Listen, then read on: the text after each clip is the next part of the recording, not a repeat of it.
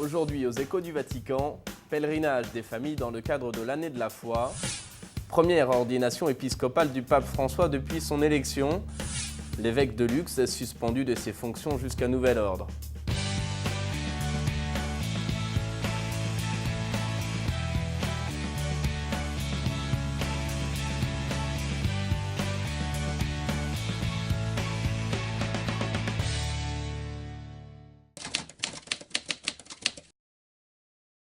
Bonsoir à tous, bienvenue sur ce plateau, bienvenue aux Échos du Vatican. Et nous commençons cette émission par la famille. Elle était à l'honneur ce week-end en pèlerinage dans le cadre de l'année de la foi, un événement spirituel de prière et de recueillement, mais aussi de fête et de convivialité. Plusieurs dizaines de milliers de familles du monde entier se sont donc retrouvées dès samedi, place Saint-Pierre, pour partager des moments de réflexion, de musique et de témoignage. Un rendez-vous important en présence du pape pour qui la famille est le moteur du monde et de l'histoire. Dans son discours adressé aux familles, justement, le Saint-Père ne cache pas la difficulté de l'existence concernant le travail ou les conditions de vie, mais il rappelle que le plus pénible reste le manque d'amour, l'absence d'un sourire ainsi que le silence qui parfois plane sur les relations entre individus d'une même famille. Sans amour, dit le pape, la peine devient plus pesante. Lors du mariage, ajoute-t-il, les époux ne savent pas quelle joie et quelle peine les attendent, mais ils connaissent les problèmes et les dangers de la vie. Les époux chrétiens n'ont pas peur d'assumer leurs responsabilités devant Dieu et la société, sans s'échapper, sans s'isoler, sans renoncer à la mission de former une famille et de mettre au monde des enfants. Cela est difficile, admet le pape, mais il rappelle que pour surmonter les épreuves, la grâce du sacrement est nécessaire. Les sacrements ne servent pas à décorer la vie. Le sacrement du mariage n'est pas une belle cérémonie. Les chrétiens se marient dans le sacrement parce qu'ils ont conscience d'en avoir besoin, dit-il, pour être unis entre eux et pour accomplir leur mission de parents.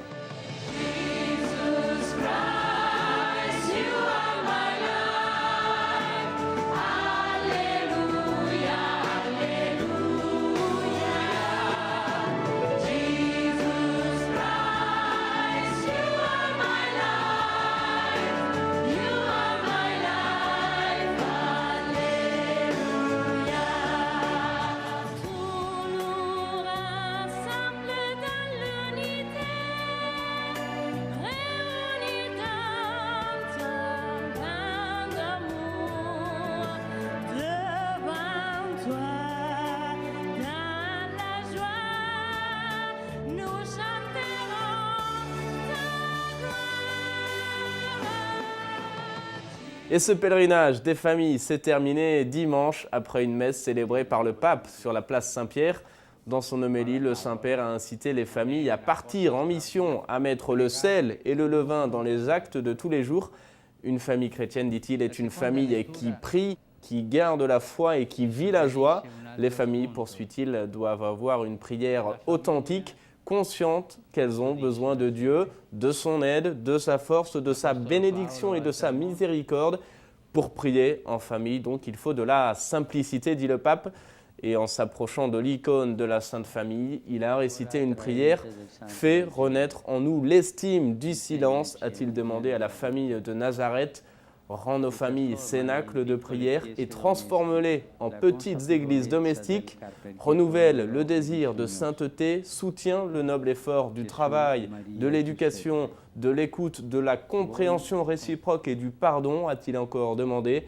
Le pape, enfin, a prié pour que la conscience du caractère sacré et inviolable de la famille soit réveillée dans notre société.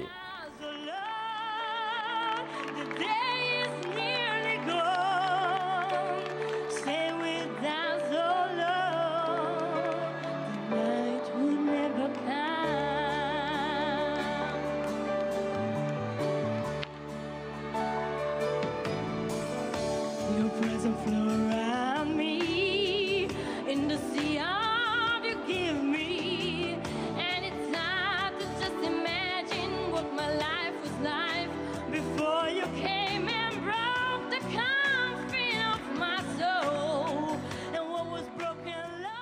Et à ce propos, le pape recevait quelques jours plus tôt les participants à l'assemblée plénière du Conseil pontifical pour la famille. La famille, justement, a-t-il rappelé, est une communauté autonome, une structure au sein de laquelle on apprend à aimer. Elle est naturellement au cœur de l'existence humaine car c'est dans la famille que l'individu construit sa personnalité. La famille, déclare le pape, doit donc être reconnue et protégée. Une société qui oublie les enfants et marginalise les personnes âgées coupe ses racines et assombrit son avenir. Chaque fois qu'un enfant est abandonné et un ancien écarté, au-delà d'une injustice, on accomplit un échec social. Prendre soin des uns et des autres, fait valoir le pape, constitue un choix de société. Retour sur cette rencontre avec la télévision du Vatican. La bonne nouvelle de la famille est une partie très importante de l'évangélisation, que les chrétiens peuvent communiquer à tous par le témoignage de vie. Et ils le font déjà, c'est évident, dans les sociétés sécularisées. Les familles vraiment chrétiennes se reconnaissent à la fidélité, à la patience, à l'ouverture à la vie, au respect pour les anciens. Le pape François, alors qu'il parlait à l'assemblée plénière du Conseil pontifical pour la famille, a souligné que la famille était une communauté de vie et qu'elle se fondait sur le mariage. Le secret pour vivre tout cela réside dans la présence de Jésus au sein de la famille. Pour cette raison, a-t-il noté, nous nous rapprochons avec attention et affection des familles en difficulté, à celles qui sont contraintes de laisser leur terre, celles qui sont divisées, qui n'ont pas de maison ou de travail, ou qui pour tant de raisons souffrent, aux conjoints en crise et à ceux qui sont désormais séparés. À toutes ces familles, a dit le pape, nous voulons rester proches. Et pour la première fois depuis le début de son pontificat, le pape François célébrait jeudi ses premières ordinations épiscopales. Lors d'une messe présidée dans la basilique Saint-Pierre, le pape a ordonné 2 évêques, un français et un italien. Dans son homélie, le Saint-Père a notamment développé une réflexion sur le sens de l'épiscopat. C'est un service, a-t-il rappelé, et non un honneur.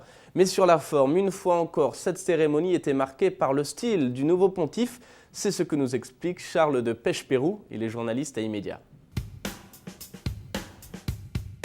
Jeudi dernier, pour la première fois de son pontificat, le pape François a ordonné 2 évêques, le français Monseigneur Jean-Marie Spech, nouveau nonce apostolique au Ghana, et l'italien Monseigneur Giampiero Gloder, nouveau président de l'Académie pontificale ecclésiastique, l'école chargée de la formation des nonces.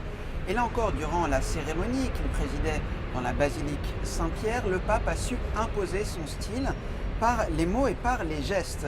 Par les mots tout d'abord, certes, le pape a eu recours à l'homélie proposée par le missel italien pour les ordinations épiscopales, mais il y a ajouté une touche personnelle. Avec son style direct, il a recommandé aux 2 évêques de ne jamais faire attendre un prêtre qui demande une audience, de lui répondre immédiatement.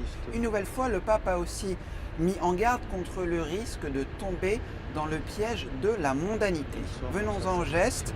À la fin du rite d'ordination, juste après avoir passé l'anneau au doigt des nouveaux évêques, le pape a écarté le micro qui lui était tendu afin d'adresser quelques mots plus personnels à chacun des 2 ordinants.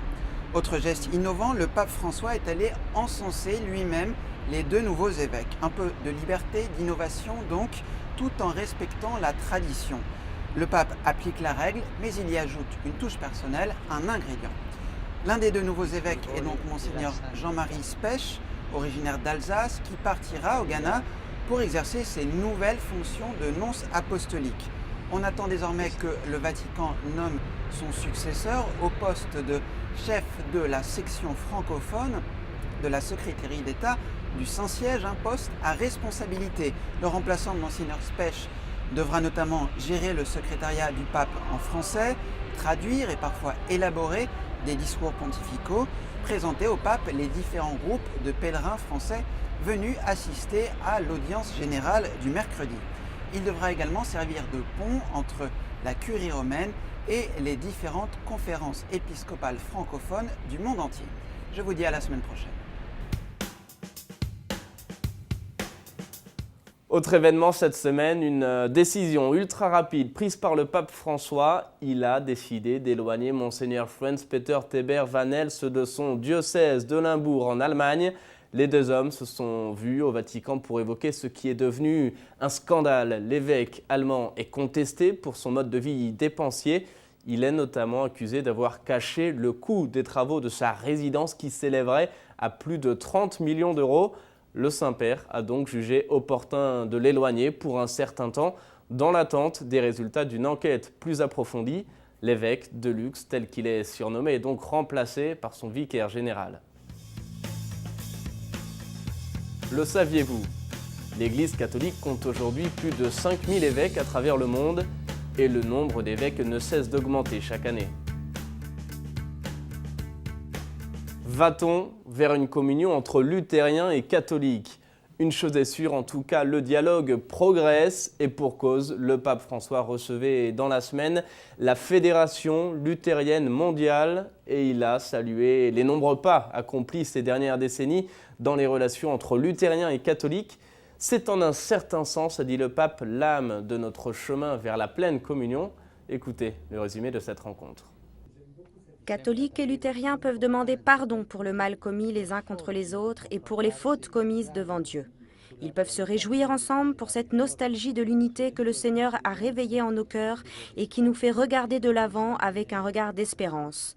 C'est par ces mots que le pape François a salué les membres de la délégation de la Fédération luthérienne mondiale et les représentants de la Commission pour l'unité entre luthériens et catholiques. Le souverain pontife a ensuite souligné l'importance de se confronter dans le dialogue sur la réalité historique de la réforme, sur ses conséquences et sur les réponses qui lui furent données. Reconnaissant cependant les difficultés et les divergences qui surgissent dans les domaines anthropologiques et éthiques, le pape François a tout de même exprimé son optimisme devant la volonté commune de dialogue et de communion, rappelant qu'il était nécessaire de s'ouvrir avec générosité à l'action de l'Esprit Saint. Cette semaine, le pape a également rencontré des aumôniers de prison à qui il a demandé de transmettre un message aux détenus. S'il vous plaît, demande le pape, dites-leur que je prie pour eux, que je me soucie d'eux.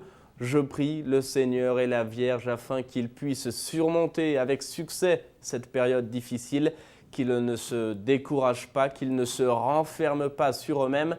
Le Seigneur est à leur côté, a poursuivi le pape. Quant à la mission des aumôniers, c'est une tâche difficile et très importante, estime-t-il, car elle exprime la miséricorde et rend visible la présence du Seigneur dans la cellule. Les aumôniers de prison, dit encore le pape, sont porteurs d'espérance auprès des détenus. Pour en savoir plus sur cette mission particulière, je vous propose un témoignage. C'est celui de sœur Blandine. Elle est aumônier de prison en France depuis 2006 auprès de 380 détenus. Elle est interrogée par Radio Vatican. Quand on m'avait proposé, j'ai dit mais c'est pas possible, aller dans les cellules, moi, une femme avec des hommes. Alors bon, on m'a rassurée, il a dit écoutez, vous allez faire des formations et puis il n'y a jamais rien qui s'est passé. J'ai donc dit oui. Mais quand vous avez fait vos premiers pas en prison, qu'est-ce que vous avez vu ? Oh là, écoutez, quand j'ai fait les premiers pas en prison, au moment du stage, c'était un monde tout à fait différent de ce que je connaissais. On parlait de RPS, on parlait la rue, on parlait... Et moi, je ne savais pas du tout à quoi correspondait tout ce langage. Au fur et à mesure, je suis rentrée dedans, vous voyez. Et puis alors, toutes ces portes qui claquent. Et puis, quand on est allé dans les cellules, on n'avait pas du tout l'impression de parler à une personne détenue. On était en face d'une personne, voyez, à laquelle on parlait normalement. C'est une mission d'écoute, de non-jugement, de rencontre de la personne. Est-ce que quand vous parlez avec eux, vous évoquez parfois, vous avez dit qu'il n'y avait pas de jugement, mais quand même l'acte qu'ils ont commis? Oui, alors il y en a certains, bon, quand vous les avez vus plusieurs fois, qui vous racontent leurs faits. Et ce qui est important pour nous, c'est qu'ils prennent conscience de ce qu'ils ont fait. Et il y en a qui font vraiment un beau chemin d'humanisation. C'est peut-être pour certains la première fois de leur vie où ils sont face à eux-mêmes et ils peuvent réfléchir. Et pour certains, la prison, c'est ça. Il y en a même un jour, il m'a dit, ma sœur, si je n'étais pas venue ici, je crois que je ne vivrais plus. Là, je me suis rendu compte de ce que j'ai commis. Vous pensez que l'assistance spirituelle peut aussi être justement une préparation à la réinsertion? Tout à fait. La réinsertion, ce n'est pas que du social et de l'économique. La réinsertion, c'est aussi que la personne puisse se reconnaître encore au-delà de l'acte commis, de se dire, j'ai quand même encore de la valeur. Je suis un être humain. Au-delà de l'acte commis, j'ai ma dignité. Ça, c'est aussi de la réinsertion. Est-ce qu'il y a aussi des parcours de foi? Parce qu'on imagine que ces gens, ils ne sont pas tous pratiquants ou tous Non. catholiques. Non. Disons, moi, quand je vais à la prison, je dis souvent, je suis dans le monde entier, parce que il y a des personnes qui viennent du Kosovo, de la Belgique, de l'Allemagne, de l'Italie, du Venezuela. Il y en a qui viennent de partout. Et puis, je rencontre aussi des musulmans. On leur dit, en les croisant dans les couloirs, je leur dis bonjour. Des fois, ils disent, mais venez donc, on va discuter un peu. Et souvent, je suis étonnée, les musulmans, leur première phrase, c'est toujours « Mais ma sœur, nous avons le même Dieu ». Mais vous diriez qu'il y a des beaux parcours de foi en prison? Il y a des parcours de foi. Tous les lundis soirs de 5h à 6h, nous lisons les textes de la messe de dimanche et nous réfléchissons, nous discutons. Moi, j'aime beaucoup parce qu'ils sont vraiment nature, ils disent ce qu'ils pensent. Et même moi-même, ça me fait beaucoup de bien. C'est tout autre chose de réfléchir à un texte d'évangile avec des personnes détenues hommes que en paroisse, quand on fait des partages. C'est différent. Le pape recevait il y a quelques jours le président de la République de Guinée équatoriale. À cette occasion, le président Teodoro Mbasogo a signé un accord entre son pays et le Saint-Siège, un acte qui scelle les bonnes relations entre les deux États et qui reconnaît la personnalité juridique de l'Église en Guinée équatoriale. L'accord, composé de 19 articles, concerne également le mariage canonique, les lieux de culte, les institutions éducatives et l'assistance spirituelle des fidèles dans les hôpitaux et les prisons. Lors de cette rencontre, les deux hommes ont par ailleurs évoqué la contribution positive de l'Église dans le pays en faveur notamment du développement humain, social et culturel. Et comme chaque semaine, le pape François rassemblait mercredi près de 100 000 fidèles sur la place Saint-Pierre pour l'audience générale. Dans sa catéchèse, le pape s'est arrêté cette semaine sur la figure de Marie, une réflexion en 3 points, car Marie, dit-il, est un modèle de foi, de charité et d'union au Christ. On écoute le résumé de sa catéchèse. Marie est image et modèle de l'Église. Elle est un modèle de foi, car elle a toujours vécu immergée dans le mystère de Jésus. Elle a été son premier et son plus parfait disciple. Du oui de l'Annonciation, où sa foi reçoit une lumière nouvelle, jusqu'à l'heure de la croix, Marie a toujours vécu dans une relation profonde avec son Fils, même dans les événements les plus ordinaires de la vie. Marie est un modèle de charité. De même qu'elle porta à Élisabeth et à Zacharie la joie de la présence de Jésus, Marie nous donne son Fils et avec lui son amour, sa paix et sa joie. Il en est ainsi de l'Église qui annonce l'Évangile et porte aux hommes la charité du Christ. Enfin, Marie est modèle d'union au Christ, union qui culmine au calvaire.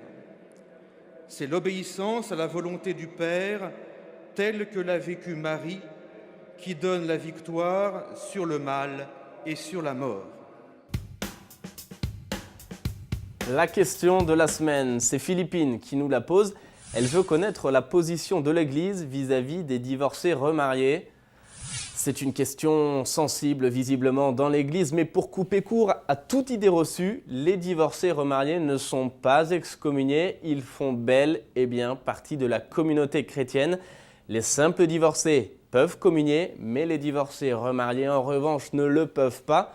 Cela étant dit, l'Église est préoccupée par cette situation et la question devrait être discutée lors d'un synode extraordinaire en octobre 2014. Vous avez peut-être, vous aussi, une question à poser, alors sans plus attendre, envoyez-la moi sur la page Facebook de Ciel et Lumière ou par courriel à l'adresse suivante info@cieletlumière-tv.org. Voilà, c'est ainsi que s'achève cette émission. Merci d'avoir été avec nous. On se retrouve la semaine prochaine. Je vous souhaite une excellente fin de soirée.